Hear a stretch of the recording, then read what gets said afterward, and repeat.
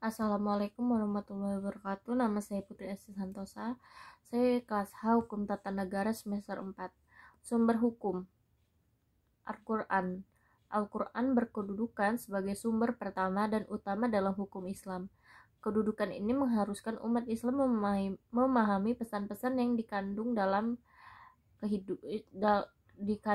Al-Quran. Hal tersebut juga diperlakukan sebagai upaya mengatur perilaku manusia, baik berhubungan dengan manusia atau makhluk yang lainnya.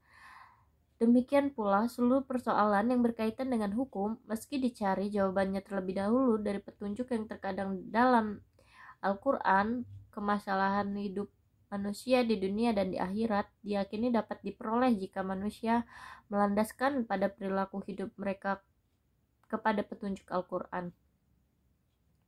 Argumentasi yang menyatakan bahwa Al-Quran sebagai sumber dan dalil pertama dan utama yang ditemukan dalam penjelasan Al-Quran sendiri pada jumlah ayatnya lebih dari 30 kali ditemukan perintah. Disebut Al-Quran akan membawa akibat meningkatnya kejahatan yang dilakukan manusia. Al-Quran secara radiksional dan makna yang dikandung bersifat qotyal al-wujud. Maksudnya adalah lafaz Al-Quran dan pesan yang dikandungnya terjamin keautentikan dan otoritas kebenarannya. As-Sunnah. Pada uraiannya sebelumnya telah dijelaskan bahwa Al-Quran sebagai sumber utama yang paling utama dari hukum Islam yang bersifat global yang membutuhkan penjelasan secara operasional. Nabi Muhammad sebagai penyampai Al-Quran diberi otoritas oleh Tuhan untuk menjelaskan lebih lanjut apa yang telah diwahyukan kepadanya. Dengan demikian Al-Sunnah baik dalam bentuk perkataan, perbuatan maupun dalam bentuk takrir berkedudukan sebagai sumber kedua setelah Al-Quran. Kedudukan Al-Sunnah sebagai disebut atas berdasarkan argumentasi secara normatif ditemukan ayat Al-Quran yang menyeluruh untuk taat kepada Rasul.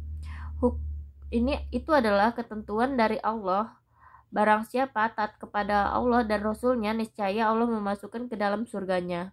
Allah sering menetapkan beriman kepada Rasul dan kewajiban beriman kepada Allah. Disebut dalam surat Al-A'raf 158. 1. Pengertian akal. Akal menurut Al-Quran, lebih khususnya menurut pengertian para pra-Islam, yaitu bahwa memerhatikan alam sekitarnya dengan otak, yang dimana otak adalah organ tubuh akal. Artinya akal itu sendiri terdapat di dalam otak seseorang yang digunakan berpikir dengan berdasarkan pemikiran itu. Maka lahirlah suatu ide atau gagasan mengenai suatu masalah yang diperkirakan sebagaimana telah kita ketahui bahwa Allah SWT menciptakan manusia berbeda-beda berdasarkan akalnya. 1. Memahami nilai-nilai ajaran agama. Ketika sebuah doktrin agama memiliki nilai sosial, akal bertugas menerjemahkan dalam konteks kehidupan kekinian, bukan untuk mengubah doktrin melainkan menemukan pelaksanaan doktrin.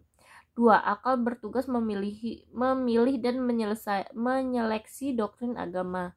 Terkadang ada doktrin agama yang temporer dan doktrin agama yang selalu kontemporer. Terkait hal itu, bertugas untuk memilih kemungkinan terbaik pelaksanaannya. Proyeksi ijtihad. Ijtihad merupakan bahasa berarti usaha yang keras dan bersungguh-sungguh. Sedangkan pengertian dari segi inilah, ijtihad adalah berusaha menetapkan hukum terhadap masalah yang belum ada ketetapannya. Hukum dalam Al-Quran dan hadis dilakukan dengan secara cermat dan pikiran murni, serta berpedoman pada aturan penetapan hukum yang benar. Orang-orang yang beristihad disebut mustihad. Antara mustihad satu dengan mustihad yang lain dalam pekerjaan yang belum ada keterangannya. Hukum dalam Al-Quran mengatakan berbeda-beda, memberikan ketetapan hukum. Ada yang dapat satu benar, yang lain menjadi salah. Hal ini akan menjadi penilaian yang mempengaruhi hukum.